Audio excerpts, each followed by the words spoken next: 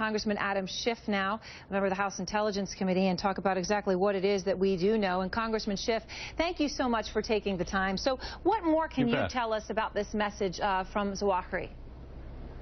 Well, unfortunately, I wish I could discuss it, but I can't.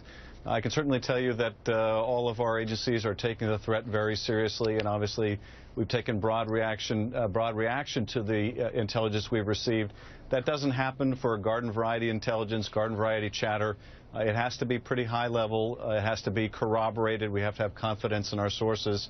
So while I can't go into any of the specifics, obviously this is quite different from the routine kind of chatter we hear, and something we felt we needed to take broad action on. All right, so when you say quite different from the garden variety chatter and broad action, let's just be honest here. It's unprecedented action that's been taken. So I guess what I'm curious about is, obviously you're not going to be able to answer the question as to where or when, but let me ask you this.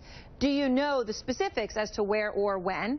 Or is it true that the U.S. government has this unprecedented fear of an attack, but actually has no idea if it's going to be in one of 21 countries?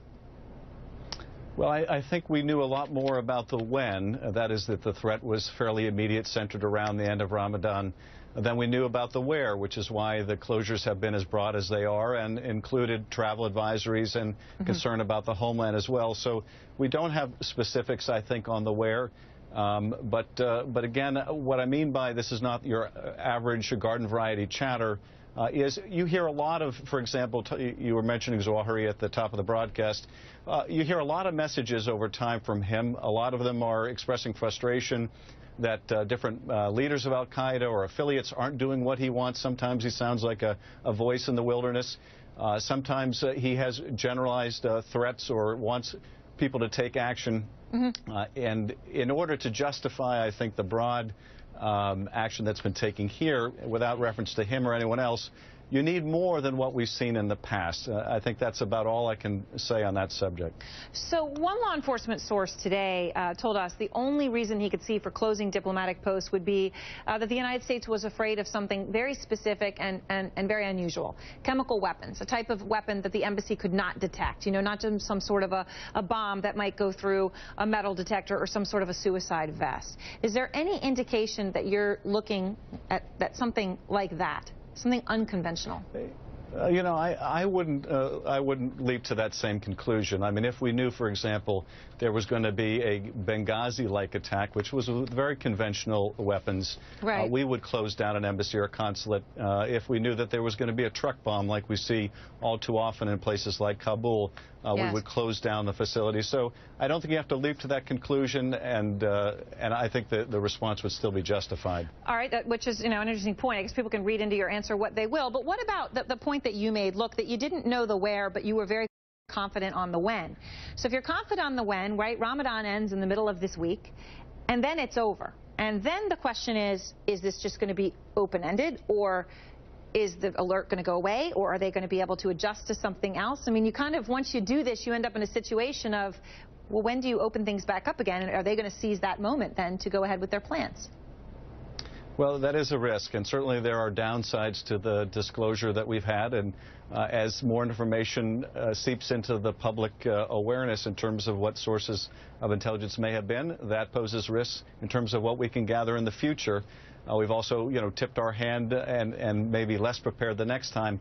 But all of those costs, I think, are worth it because we are deferring this plot, hopefully indefinitely. We're protecting our people, and we're buying time to do further intelligence. Every day we're getting further intelligence in, and some of that intelligence may tell us about who some of the players are with greater specificity about where the location is. That may help us further thwart the plot or go after some of those people involved. One of the things that we've heard again and again is, look, this is centered on the threat coming from perhaps al-Qaeda in the Arabian Peninsula, right, which is, the most powerful branch, many describe it as, at this point of al-Qaeda, and that it would be at somewhere in that region. You get that impression from the embassies that the U.S. has chosen to close. But two major U.S. cities, San Francisco, New York, have increased security. City officials from both locations are telling us, look, they're beefing up police presence and mass transit, but they don't really know what to expect either. Are we adequately prepared for the possibility that this could happen here at home? Well, I think we are adequately prepared, and certainly law enforcement and the intelligence community are working together to do everything possible. You can understand why a city like New York, which has so often been the target of terrorism, would want to step up their status and their alert based on what they've been able to glean and what we've been able to glean about the threat. There's only so much you can do, and Erin, we've already seen we're getting into the debate about, are we doing not only enough, but are we doing too much? Right. I think that trade-off in the whole NSA arena has been playing out over the last month. So, yes, I think we're prepared. Are there other steps that we can take? Certainly. Are we willing to take them in terms of what it might mean to the invasion of our privacy? That's a very tough question, which we're debating right now in Congress. But, yes, I think we're prepared.